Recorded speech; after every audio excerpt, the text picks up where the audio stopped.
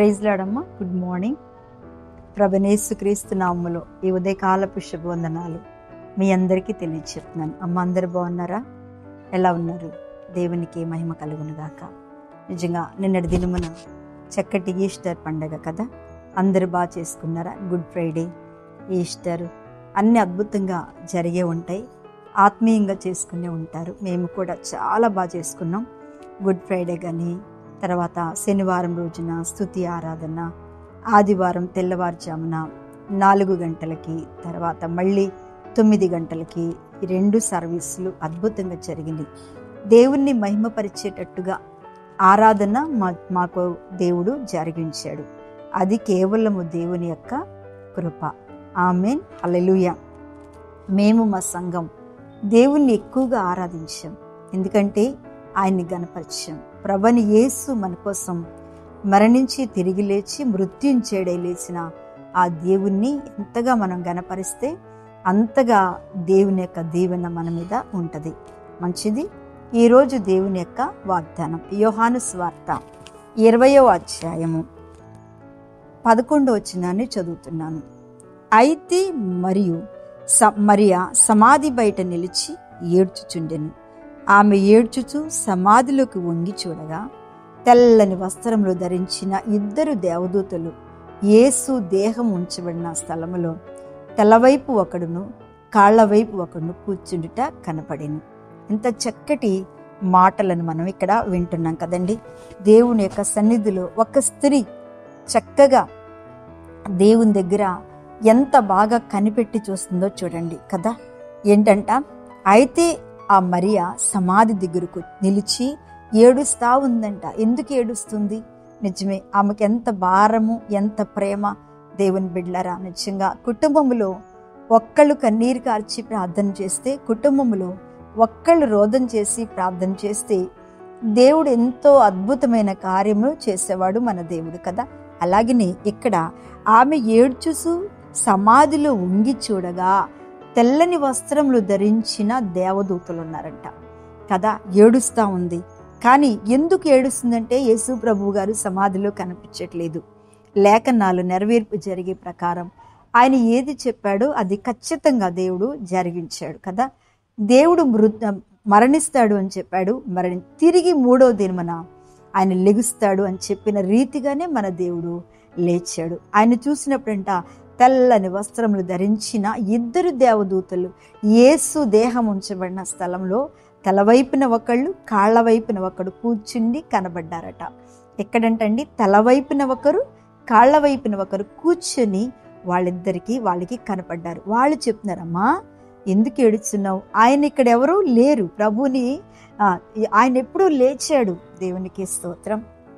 నిజంగా దేవుని బిడ్డలారా, ఆయన ఎలా లేచాడు అంటే మనందరి కోసం, మన పాపముల కోసం, మన దోషముల కోసం, మన అతిక్రమముల కోసం మన ప్రభువైన యేసు ఆయన లేచి మనల్ని ఏం చేస్తున్నాడంటే ఒక మృత్యుంజయుడిగా కదా, సజీవుడైన దేవుడిగా మన కోసం లేచిన ఆ దేవుడు మనతో ఉండగా మనం భయపడాల్సినటువంటి అవసరము లేదు. ఆమె చక్కగా అంటుంది చూడండి, ప్రభువుని పిలుస్తుంది కదా. అలాగే యోహాను సువార్త 4వ అధ్యాయంలో కూడా ఒక చక్కటి మాట ఉంది కదా. లాజరు లేచినప్పుడు లాజరు చక్కగా లేచినప్పుడు ఆయనకు నీవు ఇక నిత్య జీవమును పొందేవు, ఇక నీకు ఏంటంట దేవుడు నిన్ను, అందుకే అంటాడు మనకైతే 2 కదా, ఒక పుట్టిన దినము, ఒక మరణ దినం. దేవునికి స్తోత్రం. అలాగనే యేసు ప్రభు గారికి అయితే పుట్టిన దినము, మరణ దినము, ఆయన లేచిన దినం 3 ఉన్నాయి కదండి ఆయన జీవితంలో. లాజరుకైతే లాజరు పుట్టాడు, చనిపోయాడు, లేచాడు, మళ్ళీ చనిపోయాడు. అంటే 4 విషయాలు కదండి. మనకైతే 2, పుట్టినరోజు, మరణ దినము, ఈ 2 అవకాశాలు. యేసు ప్రభు గారికైతే 3 కదండి.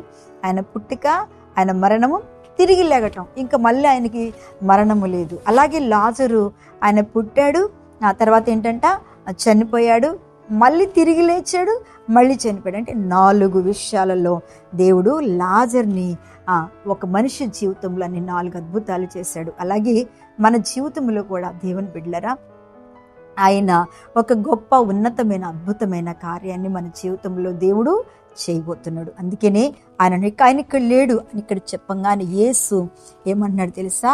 అక్కడ ఆయన అడుగుతుంది, ఆమె ఎంత అడుగుతుందంటే చక్కటి మాటలు. యోహాను సువార్త మళ్ళీ 20వ అధ్యాయంలోనే చక్కటి మాట, నా ప్రభుని ఎవరో ఎత్తుకొని పోయారు. ఆయన ఎత్తుకుని వెళ్ళటానికి ఆయన మనిషి కాదు, ఆయన ఎత్తుకుని వెళ్ళటానికి ఆయన మానవుడు కాదు, ఆయన ఎత్తుకుని వెళ్ళడానికి నిజంగా ఆయన ఎలాంటి యొక్క మనిషి కాదు. ఆయన అందుకని నువ్వు నన్ను అంటుకోకు, ఎందుకంటే నేను ఇంకా దేవుని దగ్గరికి వెళ్ళలేదు అంటున్నాడు. దేవునికి స్తోత్రం. దేవుని బిడ్డలారా, ఇంకా ఆయన చెప్తున్నాడు, ఇదిగో నేను ఆ ప్రభు రాత్రి భోజనం చేసినప్పుడు చెప్పాడు, ఇక నేను మీతో ఉండను, ఇంకా నేను మళ్ళీ రాను, కానీ ఆదరణకర్త అయిన ఆదరణకర్త అయిన పరిశుద్ధాత్మ దేవుడు మీకు తోడుగా ఉంటాడు అన్నాడు. అలాగే లేచాడు, అలాగే మరియకు కనబడ్డాడు. ఆ తర్వాత మరియతో మాట్లాడాడు. మరియా, ఎందుకు ఏడుచుచున్నావు అని చెప్పి ఆమెని స్వరం వినిపింపచేశాడు. ఈ వాక్యం వింటున్న దేవుని బిడ్డలారా, నా జీవితంలో దేవుడు ప్రతి ఒక్కరి విషయంలో ఒక గొప్ప కార్యము, ప్రతి ఒక్కరి విషయంలో ఒక అద్భుతాన్ని దేవుడు మన జీవితంలో చేయబోతున్నాడు. ఎలాంటి కార్యం అంటే అది అద్భుతమైన కార్యం, ఆశ్చర్యమైన కార్యం, మహిమ కార్యాన్ని దేవుడు మన జీవితాల్లో చేయబోతున్నాడు. ఎంత అద్భుతం కదండి! నిజంగా దేవుని బిడ్డలారా, ఈ వాక్యం వింటున్న మీ అందరి జీవితాల్లో మీ కన్నీరు దేవుడు చూస్తున్నాడు.